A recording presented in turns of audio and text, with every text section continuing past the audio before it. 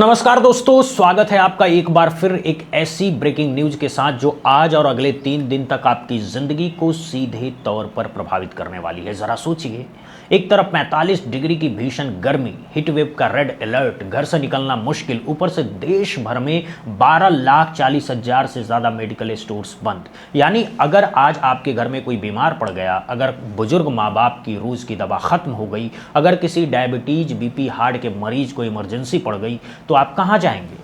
और अभी इतना ही नहीं दोस्तों, असली तूफान तो कल आने वाला है, क्योंकि कल 21 मई से लेकर के 23 मई तक पूरे 3 दिन दिल्ली एनसीआर में ऑटो और टैक्सी वाले चक्का जाम हड़ताल पर जा रहे हैं। यानी न दवा न सफर। ऑफिस जाने वाले लाखों कर्मचारी, स्कूल कॉलेज के बच्चे, हॉस्पिटल जाने वाले मरीज, एयरपोर्ट और रेलवे स्टेशन से आने वाले यात्री, सब के सब परेशान होने वाले हैं। और सबसे बड़ी बात, इस पूरे खेल के पीछे जो असली कहानी छुपी है वो बहुत खतरनाक है, क्योंकि बड़ी बड़ी ऑनलाइन कंपनियां आपकी जान से खेल रही हैं, एआई से नकली प्रिस्क्रिप्शन बना रही हैं, नशीली दवाएं बेच रही हैं और सरकार चुप बैठी है।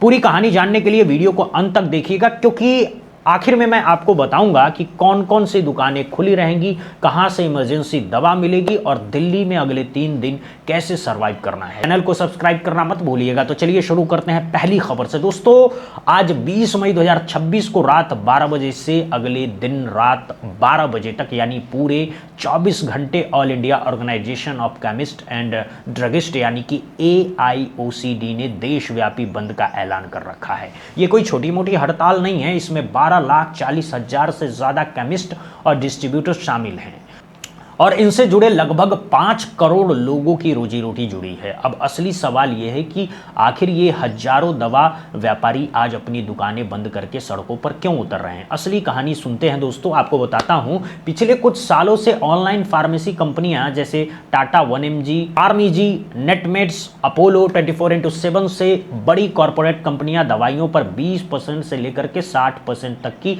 भारी छूट दे रही है। अब सोचिए, जब नेशनल फार्मास्यूटिकल प्राइसिंग अथॉरिटी यानी कि NPPA खुद कहता है कि रिटेल मार्जिन सिर्फ 16% है, तो ये बड़ी कंपनियां 60% डिस्काउंट कैसे दे रही हैं। जवाब साफ है, ये बड़ी कंपनियां पहले मार्केट कब्जाने के लिए पैसा झोंक रही है, छोटे केमिस्ट को बर्बाद कर रही है, और एक बार जब सारी लोकल दुकानें बंद हो जाएंगी तो फिर अपनी मनमानी कीमत वसूलेंगी। ये बिल्कुल वैसा ही खेल चल रहा है जैसे अमेजोन और फ्लिपकार्ट ने छोटे दुकानदारों के साथ किया था। AIOCD के अध्यक्ष जेश शिंदे और महासचिव राजीव सिंघल ने प्रधानमंत्री नरेंद्र मोदी को सीधा विज्ञापन सौंपकर कहा है कि अगर 20 मई तक उनकी मांगे पर ठोस कार्रवाई नहीं हुई तो वो अनिश्चितकालीन हड़ताल पर जाएंगे। लेकिन दोस्तों, असली खतरा कुछ और है। AIOCD का सबसे बड़ा आरोप है मरीजों की सुरक्षा को लेकर। ऑनलाइन फार्मेसी में पेशेंट और फार्मासिस्ट के बीच कोई सीधा संवाद नहीं होता। एक ही प्रिस्क्रिप्शन को स्कैन करके बार बार इस्तेमाल किया जा रहा है। नींद की गोलियां, नशीली दवाएं, एंटीबायोटिक बिना डॉक्टर की सलाह के धड़ल्ले से बिक रही है। और सबसे चौंकाने वाला खुलासा यह है कि AI के जरिए नकली प्रिस्क्रिप्शन बनाए जा रहे हैं और उन पर दवाइयां ऑर्डर हो रही हैं। यानी कोई भी टीनेजर बच्चा AI से फर्जी प्रिस्क्रिप्शन बनवा करके खतरनाक नशीली दवाएं घर बैठे मंगवा सकता है। इसके अलावा कोल्ड चेन सिस्टम के बिना दवाइयों की होम डिलीवरी हो रही है, जिससे दवाइयों की क्वालिटी खराब हो रही है। नकली दवाएं बाजार में आ रही हैं। AIOCD का कहना है कि इससे एंटी माइक्रोबियल रेजिस्टेंस यानी कि AMR जैसी खतरनाक बीमारियां तेजी से फैल रही हैं, जो भविष्य में महामारी का रूप ले सकती हैं। लेकिन दोस्तों, यहाँ एक बहुत बड़ा ट्विस्ट है। CDSCO यानी central drug standard control organisation ने 19 मई को बताया कि 12 राज्यों के रिटेल फार्मेसी एसोसिएशन ने इस हड़ताल से अपना समर्थन वापस ले लिया है। उसमें हैं वो राज्य हैं जो पश्चिम बंगाल, केरल, पंजाब, महाराष्ट्र, कर्नाटक, हरियाणा, उत्तर प्रदेश, लद्दाख, गुजरात, छत्तीसगढ़, सिक्किम और उत्तराखंड के एसोसिएशन ने लिखित में आश्वासन दिया है कि वो हड़ताल में हिस्सा नहीं लेंगे। दवाइयों की सप्लाई में कोई रुकावट नहीं आएगी। साथ ही जन औषधि केंद्र, अमृत फार्मेसी, हॉस्पिटल फार्मेसी, बड़ी चेन स्टोर जैसे अपोलो, मेड प्लस, ये सब आज खुले रहेंगे। तेलंगाना के ड्रग कंट्रोल एडमिनिस्ट्रेशन और तमिलनाडु के स्वास्थ्य मंत्री केजी अरुणराज ने आश्वासन दिया है कि लाइफ सेविंग दवाइयों की कोई कमी नहीं होगी। तमिलनाडु में करीब 5000 फार्मेसी आज भी काम करेगी। आंध्र प्रदेश में 43,000 दुकानें बंद रहेंगी। तो दोस्तों, अगर आज आपको इमरजेंसी दवा चाहिए तो सीधे नजदीकी सरकारी अस्पताल में जाइए, जन औषधि केंद्र जाइए या बड़े फार्मेसी चेन स्टोर पर जाइए। अब आते हैं दूसरी बड़ी खबर पर, जो दिल्ली वालों के लिए सीधा अलार्म है। दोस्तों, कल यानी 21 मई से लेकर के 23 मई तक पूरे दिन दिल्ली एनसीआर में ऑटो और टैक्सी का चक्का जाम होगा।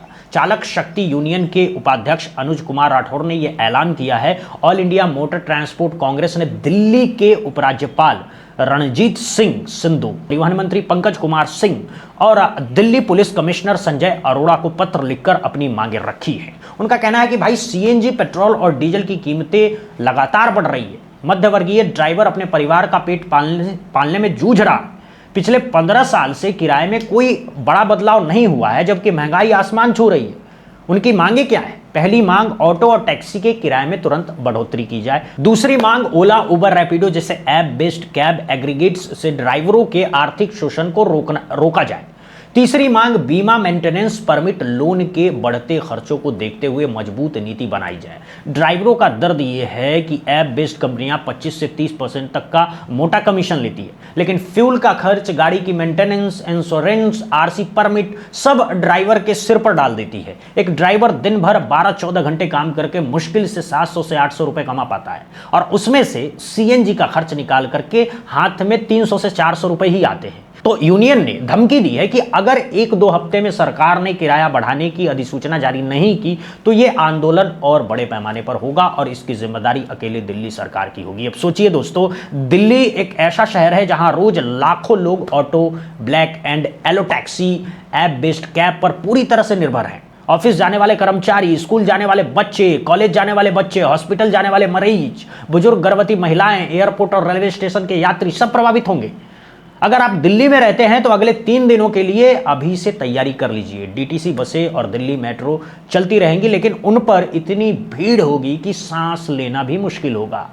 मेट्रो कार्ड में रिचार्ज करवा लीजिए। अगर वर्क फ्रॉम होम का ऑप्शन है तो वो ले लीजिए। अगर बच्चे की परीक्षा है तो स्कूल से बात करके पहले से एक्स्ट्रा टाइम लीजिए।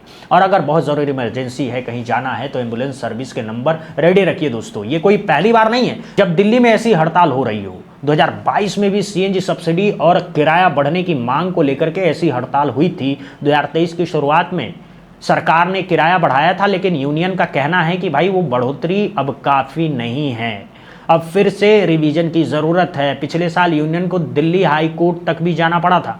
अब बड़े सवाल खड़े होते हैं दोस्तों। पहला सवाल ये है, क्या सरकार इन दोनों मुद्दों पर तुरंत एक्शन लेगी? केमिस्ट की समस्या भी जायज़ है, उनका कारोबार खत्म हो रहा है। ऑटो टैक्सी वालों की समस्या भी जायज़ है, महंगाई में उनकी कमाई नहीं बढ़ रही है, लेकिन इसका खामियाजा भुगत रहा है आम जनता। एक तरफ 45 डिग्री की भीषण गर्मी, हीट वेव का अलर्ट जारी हो चुका है। आईएमडी ने रेड वार्निंग दे दी है। ऊपर से दवा नहीं मिल रही है, ऊपर से ऑटो टैक्सी नहीं चल रही है। कैसा सिस्टम है यार? क्या सरकार और संगठनों को बातचीत के जरिए मामला नहीं सुलझाना चाहिए था? क्या हड़ताल ही एकमात्र रास्ता है? और सबसे बड़ी बात, क्या ऑनलाइन फार्मेसी पर सख्त नियम बनने चाहिए कि नहीं? अब एनपीपीए खुद कहता है कि रिटेल मार्जिन 16%, 60% डिस्काउंट कैसे संभव है? क्या इन कंपनियों के खिलाफ जांच नहीं होनी चाहिए?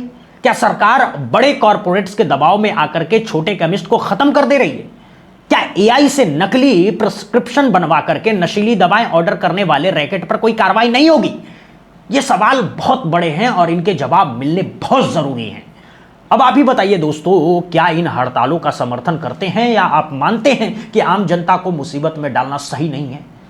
क्या ऑनलाइन फार्मेसी को पूरी तरह बंद कर देना चाहिए या सिर्फ सख्ती से रेगुलेट करना चाहिए?